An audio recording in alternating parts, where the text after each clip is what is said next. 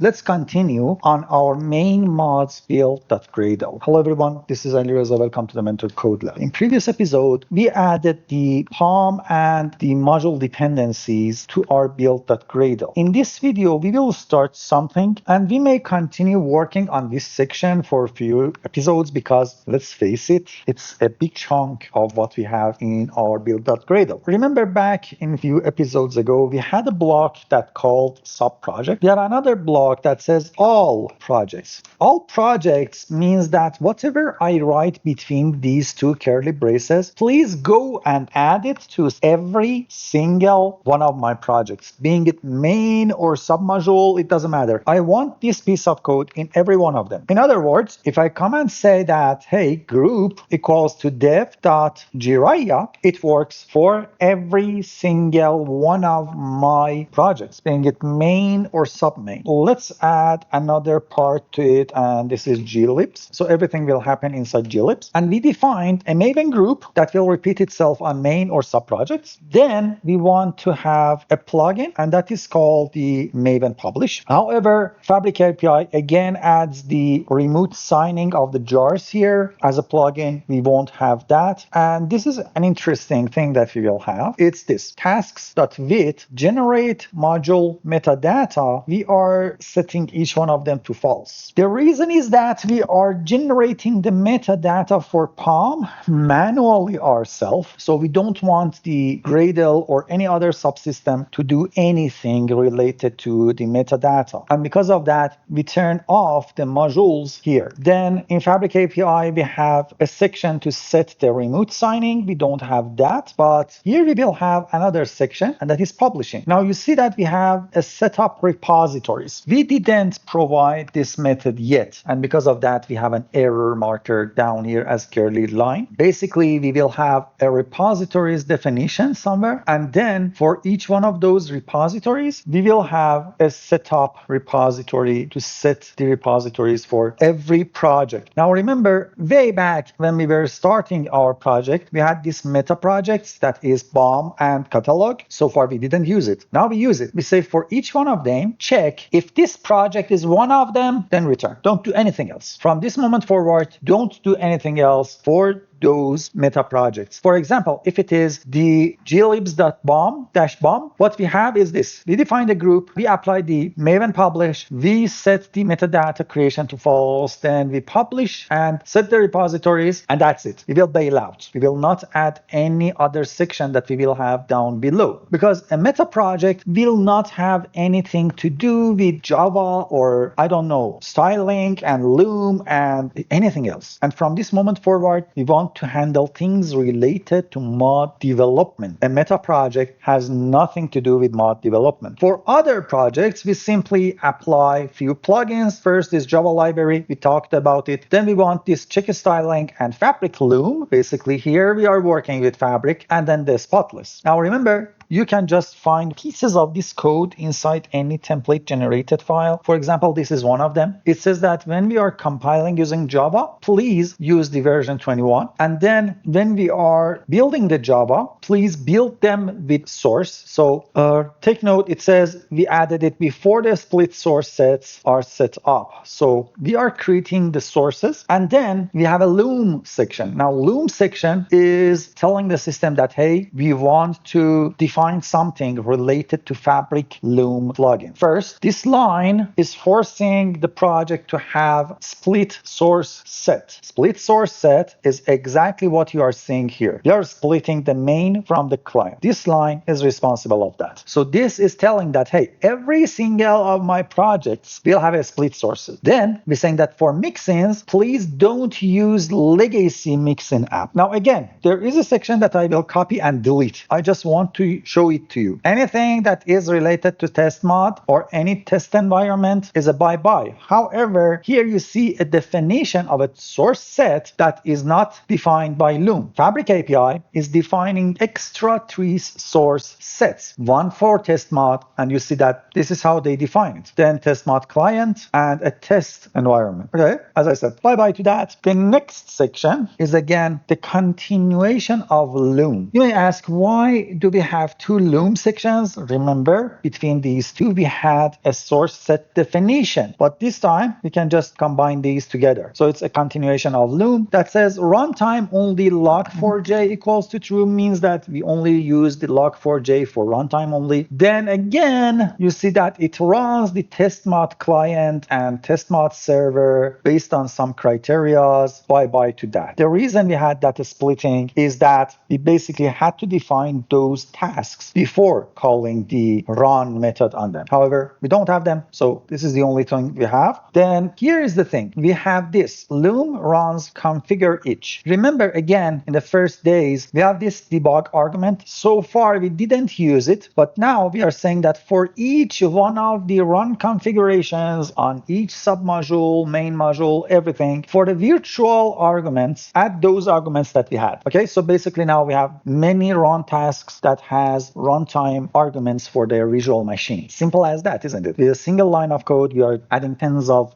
arguments to each project. Okay, now the next one is interesting. We're saying get all the projects that we have. For each one of them, call that single project P and then do things on that. First, if it's a meta project, bypass it. It's always the case. Then please register it with the source set main and source set client. Now, for each one of them, add the test mod. Okay, bye to that. We don't want that. Okay. The next part is, interestingly enough, for adding dependencies.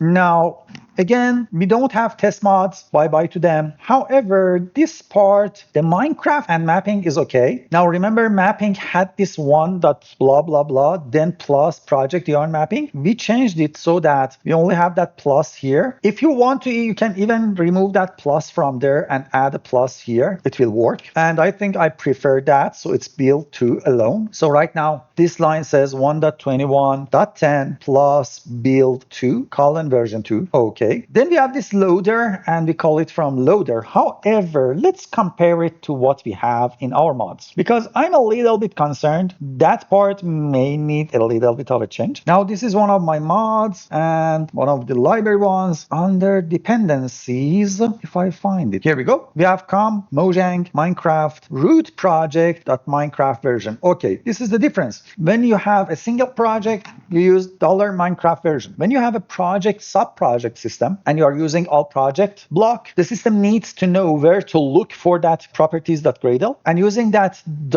$root project tells that, hey, go all the way up, look into the root of the project and read that gradle.properties from there. And that is Minecraft version. Then here's the thing, mappings net fabric yarn, and then the version colon 2, that's okay. And this is why I had to look for here. Look at that. We have the loader, okay, it's for the project loader version, okay, not the root project, but the project loader version. But here's the thing, we have a fabric-API. Now, of course, if you are writing and developing Fabric API, you won't have that. But we are developing our own mod. So we will have this Fabric version, and we didn't have it before. So I have to come back to our project, dependencies.project, finding that Fabric version, and okay, now let's take a look. It's here, we have it. So Fabric version is a little bit different. We will have a plus, and then we will have the Minecraft version. So that's that. And again, we will have to add this root project dot here. So it's a little bit different how we are reading the loader version and the other versions, because we are reading the root project. However, I think I can convert it to root project here. It doesn't matter because I think it will work. And this is our dependencies. We are adding the dependencies for Minecraft and yarn mapping and the loader for Fabric and the Fabric API into every single one of our projects, including the main project. Okay, don't forget that. Now, if you had a test, you would use JUnit platform. Now, we don't have a test, bye-bye. Here is the thing that I want to change. And I didn't have it so far,